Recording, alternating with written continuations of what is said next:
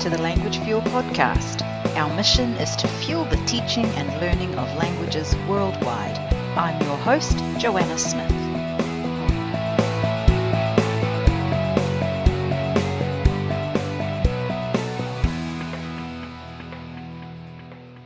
Hello and welcome to another episode of the Language Fuel podcast. Today we are up to episode number 29.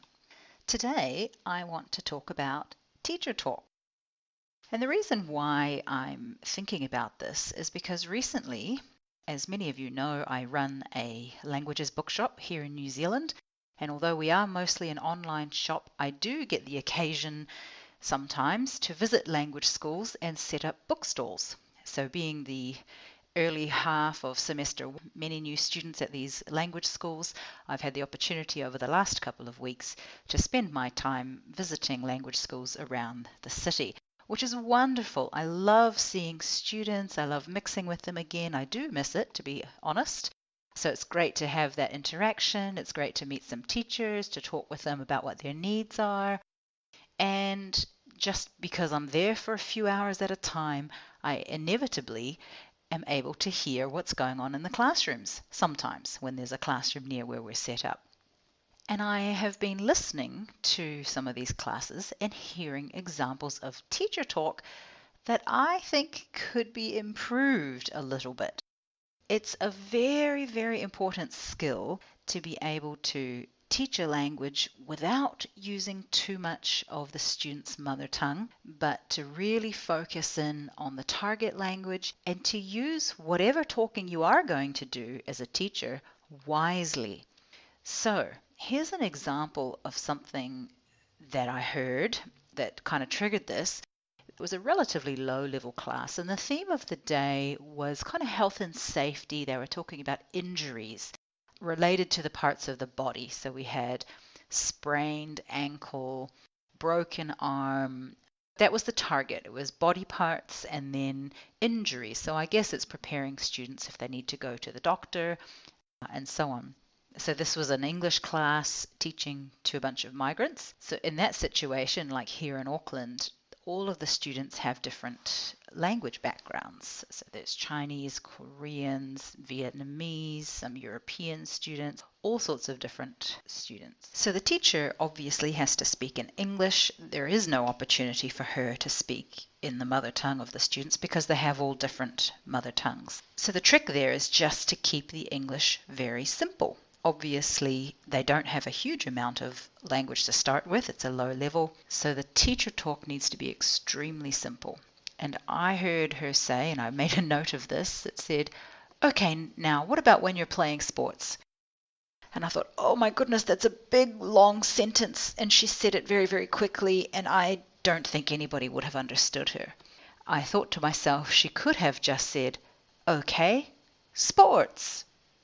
And then maybe showed a picture of tennis and soccer or something like that. And then it would have been very clear to the students what she was saying. And she didn't need as many words at all. And it could have been a lot slower.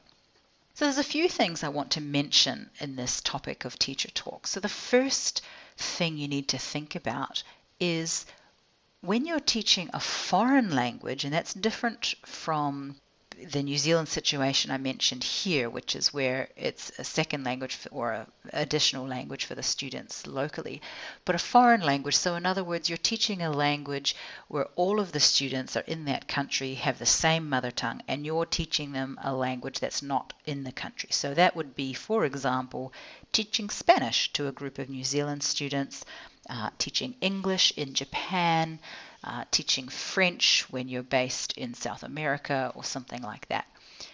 The question is, should the teacher talk be in the target language or should it be in the student's mother tongue? Now, I have talked to teachers who have opinions either way on this, but in general, when I've spoken to people about their own journey, a lot of them have been very strongly supportive of having had teachers who use only the target language with them. Now, I'll be very honest here. This is a very difficult task to achieve. I tried this once many years ago when I was teaching German here in New Zealand. I was working at a local community education centre and was teaching adults in the evening. And I tried as much as possible to use only German in my teaching instructions, such as the sit down, talk with your partner, those kinds of things.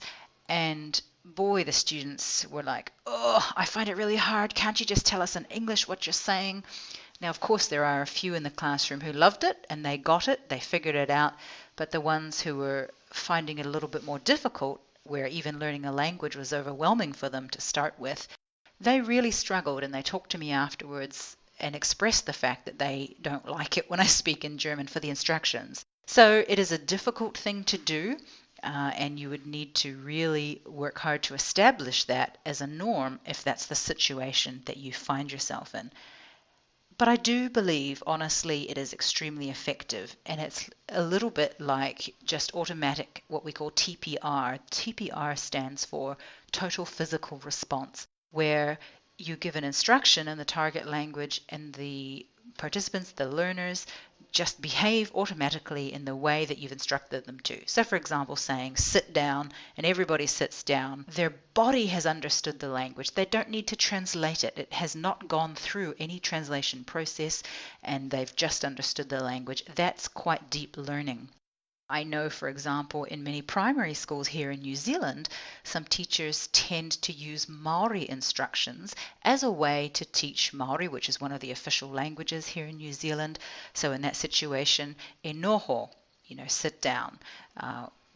And my kids understand that automatically. They understand sit down, be quiet, come here, haere mai, those sorts of things, because their teachers use them as instructions as part of their everyday talk within the classroom. So it is definitely an effective way for learners to acquire the language, but it does require discipline on behalf of the teacher. So that's one thing to think about when you are teaching a foreign language. Is your teacher talk going to be in the target language or in the mother tongue of where you are? The second thing to think about in any situation that you find yourself, whether a foreign language or a local language, do you need to talk in full sentences in order to provide a good example? The answer is it depends. So I'm thinking that when you're teaching a class full of advanced learners, the answer is absolutely yes. Speak naturally, speak at a pace which is appropriate. If they are advanced learners, they should be dealing with native speakers on a day-to-day basis.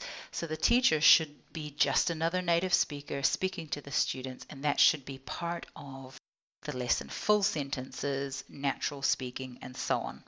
At a beginner's level, I believe that's not necessary. Can it be done? Yes, it can. It can be another form of TPR with full sentences, but I think it's very appropriate to grade your language, grade the teacher talk, shorten it wherever possible. So rather than saying, okay, everyone, now it's time to sit down, take a pause and just say, okay, let's sit down, or simply sit down. So make sure, if you're going to be doing that, that you have a set of instructions that are the same every time. It needs to be very, very consistent. It needs to be short, maybe just one or two words or a phrase, and it needs to be the same every time. Listen, sit down, talk with your neighbor, those types of things. How do you establish the meaning for that the first time you do it? I think it's very good to establish a set of body language gestures that you use at the same time to get the meaning clear, and then eventually you can let the gestures fall away and just use the language. So things like sit down, there's obvious movements you can do with your hand to indicate sitting down, and the same with standing up. You can raise your hands to indicate that. Talk with your neighbor. You can point two hands together, two fingers together, so they can see that they are meant to face the person sitting next to them, and so on. So by establishing the meaning through non-linguistic means, such as body language or even with a picture, then you can help bridge that understanding gap at the beginning, and then it becomes automatic later when they've established the meaning. So be consistent with your sign language and be consistent with the instruction that you give. And I guess the last thing that I have to say about Teacher Talk is you need to be aware of it. You can't improve on anything that you're not aware of. So my suggestion to you is record yourself. You can even do it very simply with an audio recording. Use your mobile phone, even just recording 2 or 3 minutes of a class. Listen to yourself. How many words are you using? What proportion are you talking as opposed to the students talking? Remember, teaching is not about the teacher. Teaching a language is about the learners acquiring the language. You don't have to talk that much. You can certainly provide a model of language for the learners to learn from. You can use models from videos, online videos, or the class CD sets and all of that as well. It doesn't have to be you as the teacher. But your instructions don't need to be long and wordy. A second advice that I would give is to record yourself with a video if you can. If you have the ability to record yourself, again, it could just be with your mobile phone. You can ask somebody to video you for a little while, or you could set up a recording device on a tripod in the back of your room. I think it's fantastic to be aware of how you come across as a teacher, and watching yourself is a very powerful way to do that. I remember when I was a young teacher earlier in my career, and it was standard practice for us to video ourselves to see what we looked like. I was horrified at the amount of time I spent adjusting my clothing, and in particular my bra strap on my shoulder. And I thought, that is so distracting. The students don't need to be seeing that. So I stopped it immediately. It was so obvious that it was easy to change. There may be other things that you do that are distracting for your students. So being aware of it, seeing it on video, hearing it on an audio recording will help you. That's the first step towards improving it. And again, I guess the thought that I'd like to leave with you is that your language teaching is not about you. It's the people who are just starting out always think to themselves, what am I going to do all lesson? But more advanced teachers think to themselves, what will the learners be doing during this lesson? So if you could make yourself invisible and let the students interact with the material, with one another, that's fantastic. Obviously, you are there to guide them, guide their interactions, provide them materials to work with, but you don't need to be the center of attention the whole time. In fact, it's best practice to have the students speaking most of the time and interacting with one another most of the time, and not with you. Those are my thoughts for today.